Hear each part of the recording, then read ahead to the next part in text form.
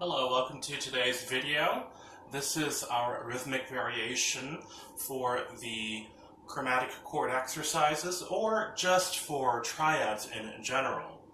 So we're going to call this rhythmic variation number 2 because the first rhythmic variation was, I believe, etc. And so this is more of a left-handed rhythmic variation, an accompaniment style that we may want to apply to music, and it's actually very, very easy to achieve. We're going to be using the song A Time for Us by Nino Rota as our model or our example to apply this music. So as we know, the Time for Us song sounds like this.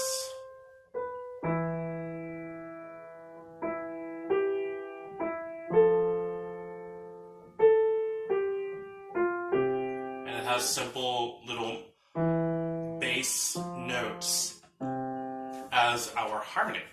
But what if we want to expand upon it or liven up our songs or our music? What can we do to make it sound a little flashy? Well, what we can do is first of all understand the harmonic structure of our music. So the first step is to know what the chords are, whether they are written down or we can write them down for ourselves.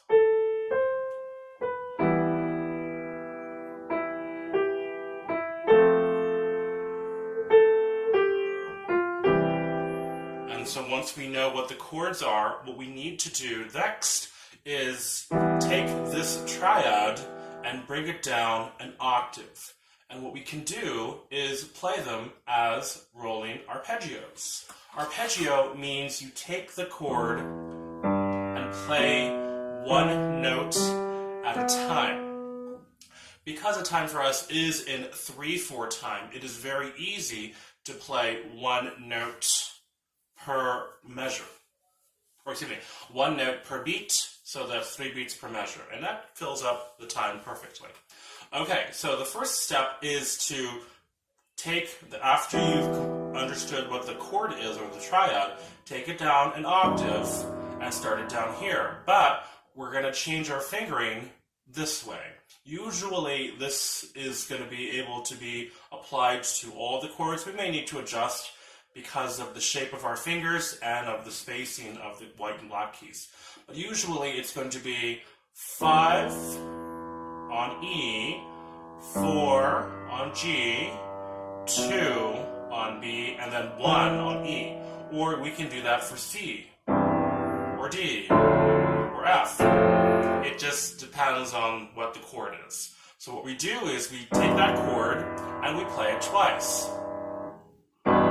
5, 4, 2, 1, and then we're going to do a finger cross of finger number 3 over the thumb to play G and then E with finger number 1. So what you're doing is you're playing an octave chord or a triad with an octave above it and then 3, 1 to complete the next triad. So it's like you're just playing 2 triads, one right after the other. But we're playing them as one note or melodic arpeggios. Let's go ahead and take a look what the full 2-octave arpeggio looks like for E minor.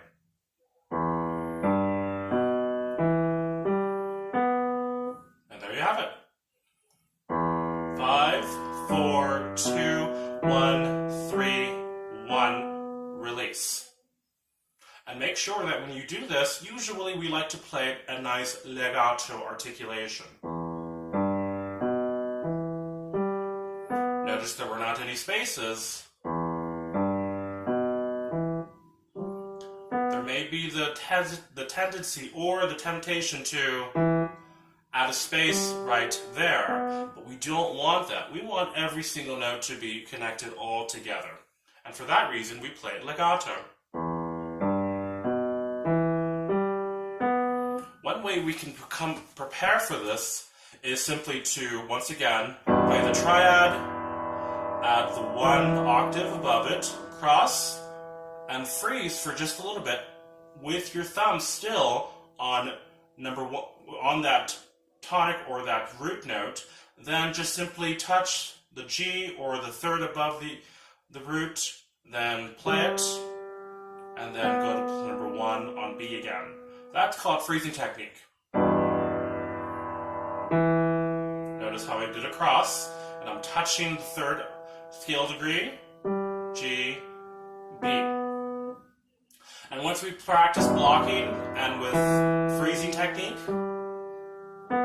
we can apply it to other music. Let's go ahead and apply it to A Time for Us and do some rolled chords.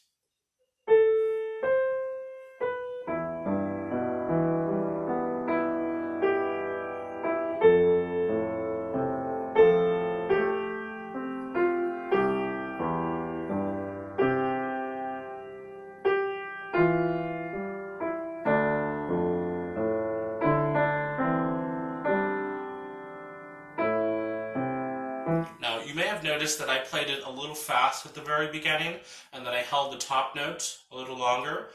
That is an option or a choice that we can make. We can play the rolled chords slowly,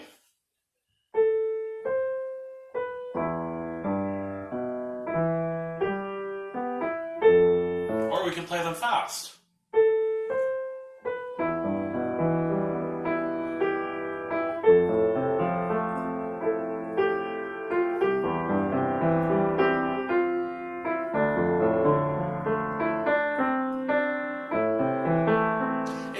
I suppose, on the context or how we feel as a performer. Both ways are perfectly fine. As a beginner, though, I would recommend that you practice slowly at first. 1, 2, 3, 1, 2, 3.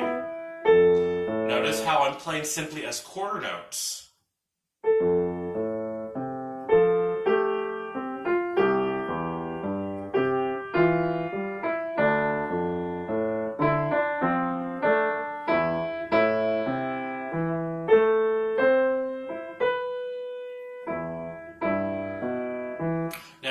There are other options of playing the rolled chords, and of course it depends on the spelling of the chord itself.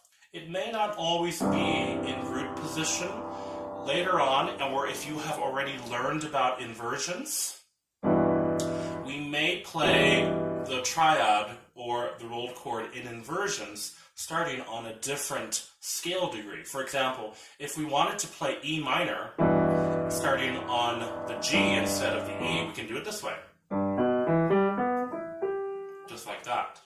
And of course it depends. So once you are comfortable with that little rhythm right there, or that little format, I would recommend that whatever piece of music you are preparing to accompany with this type of rhythm, that you practice first the blocks, freezing technique. Make sure that it's nice and secure and straight, and that you play legato. Then practice one chord at a time with the rolls. It helps to also have a metronome playing. 1, 2, 3, 1, 2, 3, 1, 2, 3, 1, 2, 3. And the jump to the new chord, that also takes a little bit of practice too. You may need to stop and then slowly move to that new section and then begin.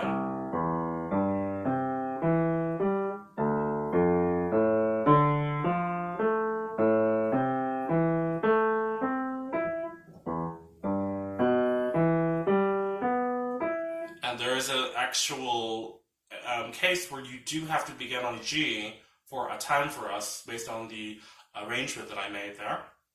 So practice one chord at a time, one beat at a time, until you're comfortable, and then slowly put it with your melody.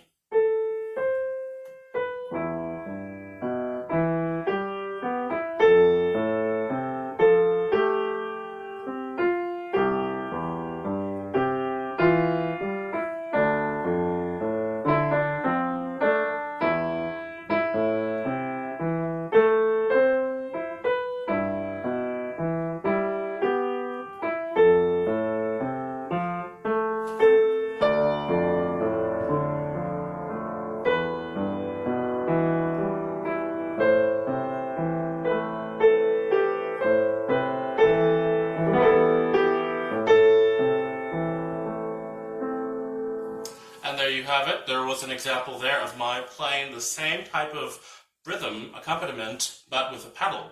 And of course, if you want to add, or if you want to make it a little bit faster of a rhythm, you can do that too.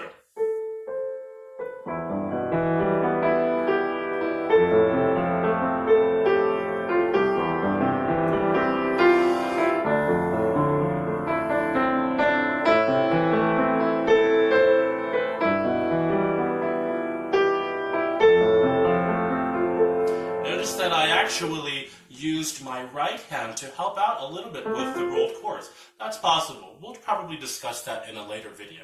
So good luck with this accompaniment. Please practice slowly, one beat and one finger note at a time, until you are comfortable applying it with your melody. And we will see you with next lesson.